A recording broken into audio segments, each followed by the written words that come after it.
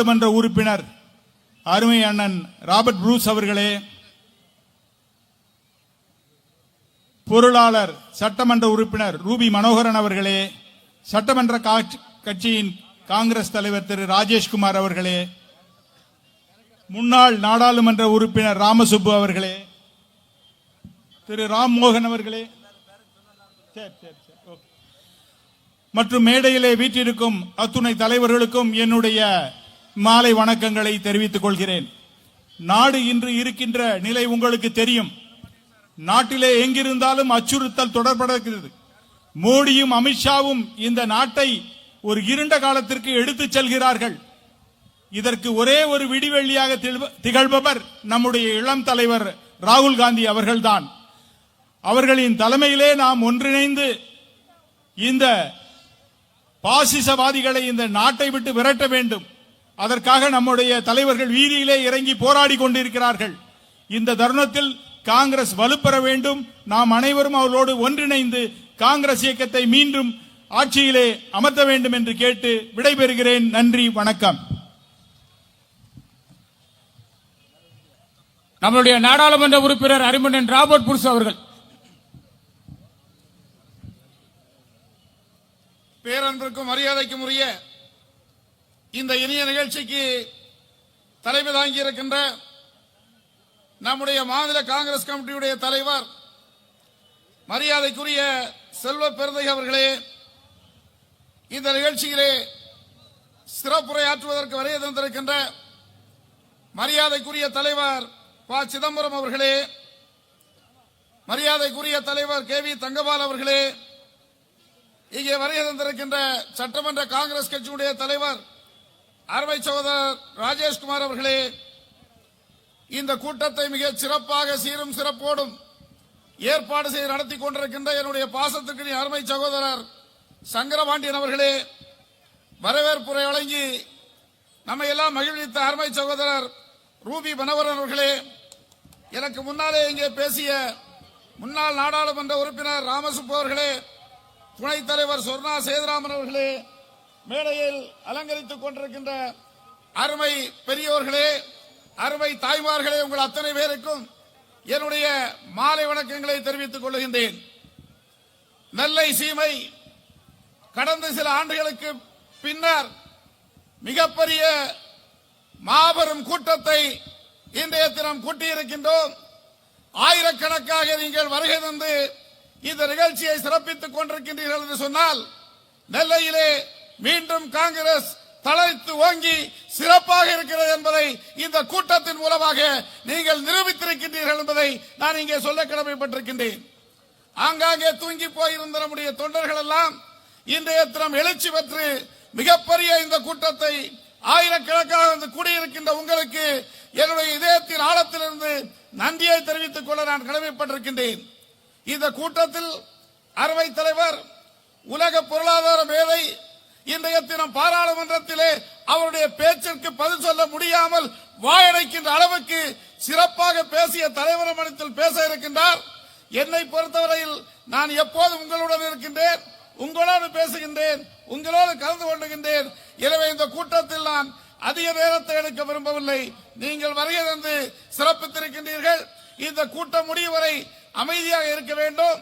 தொடர்ந்து இந்த இயக்கத்துடைய வளர்ச்சிக்காக, குறிப்பாக நெல்லை மாவட்டத்தில் காங்கிரஸ் கோட்டையாக இருக்கிறது என்பதை வலியுறுத்துகின்ற விதமாக நாம் என்றைக்கும் செயல்பட வேண்டும் என்று விரும்பி கேட்டு இந்த வாய்ப்பிற்கு நன்றி கூறி விடைபெறுகின்றேன். நன்றி, வணக்கம், ஜெய்ஹிந்த். சட்டமன்ற காங்கிரஸ் கட்சி தலைவர் அருமண்ணன் ராஜேஷ்குமார் அவர்கள்.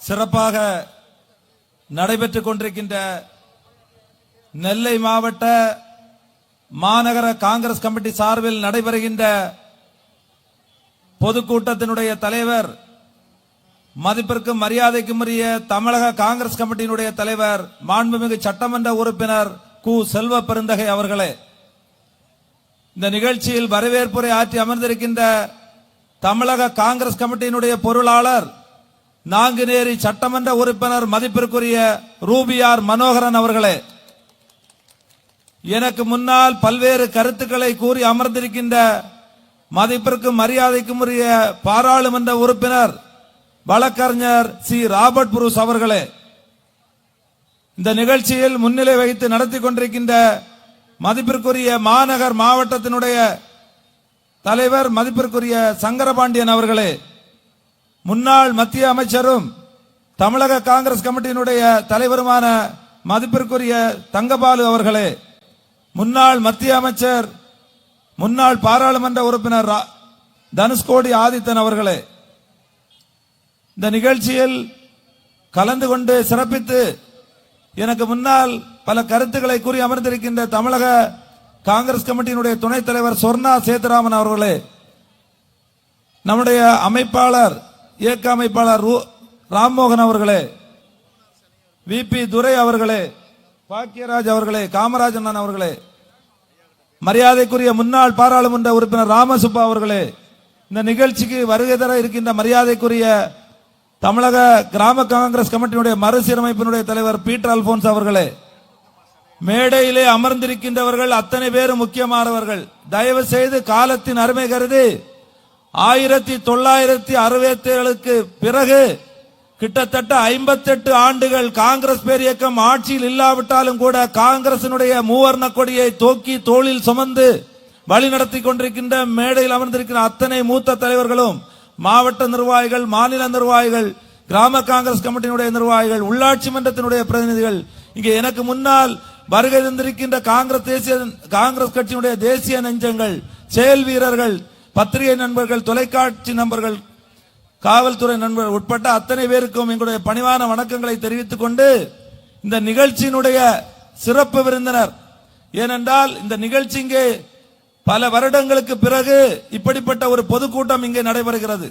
ஆகவே இந்த பொதுக்கூட்டத்தில் இன்றைக்கு மத்தியில் இருக்கின்ற மோடி சர்க்கார் செய்கின்ற தவறுகளை தொடர்ந்து 10 ஆண்டுகள் முடித்து இன்றைக்கு 11வது ஆண்டிற்கு பல்வேறு தவறுதலான பொருளாதார கொள்கைகளை, அந்த பொருளாதார கொள்கைகளை இன்றைக்கு நம்முடைய சமூகத்தில் எடுத்துக்காட்டுவதற்கு சொல்ல வருகை தந்திருக்கின்ற பொருளாதார மேதை, மதிப்பிற்கு மரியாதைக்கும் உரிய இங்க இருக்கின்ற தாய்மார்கள், அவர்கள் சொல்வதை நன்றாக நீங்கள் கேட்க வேண்டும். ஏனென்றால் 1ஆம் வகுப்பு படிக்கின்ற மாணவரும் அவர் சொல்வதை புரியக்கூடிய அளவில் இருக்கும். அந்த அளவிற்கு இன்றைக்கு நாங்கள் அவருடைய பட்ஜெட் உரைகளை எல்லாம் கேட்டிருக்கிறோம். அப்படிப்பட்ட ஒரு மாபெரும் தலைவர் இங்கே வருகை தந்திருக்கின்றார்கள். நம்முடைய சிறப்பு விருந்தினர் பொருளாதார மேதை, முன்னாள் மத்திய அமைச்சர், மேல் சபை உறுப்பினர் ப. சிதம்பரம் அவர்கள் உட்பட அத்தனை பேருக்கு மீண்டும் ஒரு முறை வணக்கத்தை தெரிவித்துக் கொண்டு, இங்கே அதிகமான தாய்மார்கள் இருக்கின்றார்கள்.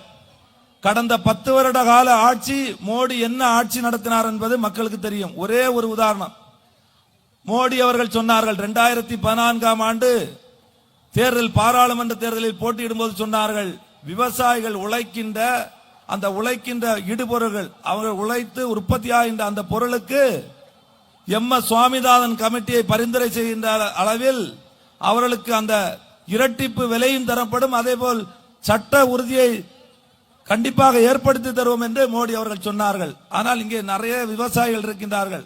தினமும் கூலி வேலை செய்கின்ற விவசாய வேலை செய்கின்ற தாய்மார்கள், நம்முடைய விவசாய சகோதரர்கள் இருக்கின்றார்கள். ஆனால் மோடி அவர்கள் இன்றைக்கு வரைக்கும் அதை நிறைவேற்றவில்லை. இன்றைக்கு விவசாயிகள் எல்லாம் கடும் குளிர் என்று பார்க்காமலும் வெயில் என்று பார்க்காமலும் டெல்லி, பஞ்சாப் போன்ற மாநிலங்களில் இன்றைக்கு தொடர்ந்து பல போராட்டங்களை போராடி கொண்டிருக்கின்றார்கள், உயிர்களை மாய்த்து கொண்டிருக்கின்றார்கள். ஆனால் செவுடன் காதல ஊதின சங்கு போல மோடிக்கு காதல் எட்டவே இல்லை. அப்படிப்பட்ட ஒரு மோடி தான் இன்னைக்கு மத்தியில் இருக்கார். இன்னைக்கு அவர் எடுத்திருக்கக்கூடிய அஸ்திரம் இன்றைக்கு மதத்தை வைத்தும் ஜாதியை வைத்தும் ஒரு பாசிசமான ஒரு மக்களுக்கு விரோத அரசாகவும், இன்றைக்கு பிரித்தாளுகின்ற அரசியல் அமைப்பு சட்டத்தை சிதைக்கின்ற அரசாகவும், எப்படியாவது மக்களை பிரித்தாளுகின்ற அந்த முயற்சியில் இறங்கி ஓட்டு வங்கிக்காக அரசியல் செய்து கொண்டிருக்கின்ற மோடி அவர்கள் இருக்கின்றார்கள்.